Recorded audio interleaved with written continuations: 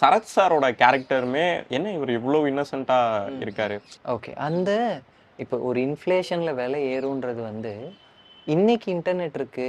கொஞ்சம் நமக்கு ஸ்டாக் மார்க்கெட்ல நிறைய பேர் என்ன ஏதுன்னு பார்க்குறாங்க. ஐ திங்க் அந்த டைம் பீரியட இப்போ அதே சீனை இன்னைக்கு வச்சா பிலீவபிளா இருக்காதுன்னு நினைக்கிறேன். ஐ திங்க் அது பிஃபோர் இன்டர்நெட் எரா ஒரு 2005 2006ல அவரோட நேச்சர் அந்த கதையில நம்ம சொல்றதே கடன் வாங்க மாட்டாரு.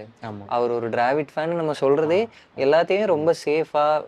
நான் எனக்கு திடீர்னு ஏதோ ஒரு விஷயம் ஆயிடுச்சுன்னா எந்த பேர்டனும் என் ஃபேமிலி மேல விழுந்திருக்கும். ஸோ அவரு சிறுக சிறுக சேர்த்து வாங்குறன்னு நினைக்கிற ஒருத்தர் இன்ஃப்ளேஷனை பற்றி யோசிக்க. இன்னொன்று இந்த கதையில் அவர் ரொம்ப படித்தவர் கிடையாது. ஒரு கம்ப்யூட்டரை பார்த்தா கூட பயப்படுற ஒரு ஆள் தான்.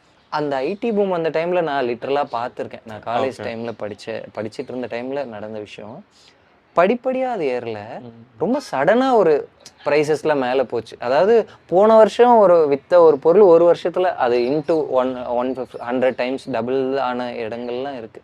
அதனால தான் இது நேத்திக்கு 10 ரூபா இருந்து இன்னைக்கு 12 ரூபா ஆயிட்டு அப்படி படிப்படியாக போய் 20 ரூபா ஆகல. ரொம்ப சடனாக நடந்த ஒரு விஷயம் தான். இன்ஃபேக்ட் நீங்கள் டைம் லைனாக பார்த்தா இவர் ஃபர்ஸ்ட் இயர் தான் முடிச்சிருப்பார்.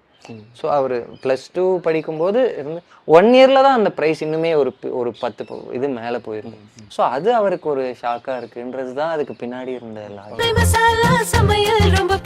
அன்னை அன்பான சுவைக்கு அன்னை மசாலா.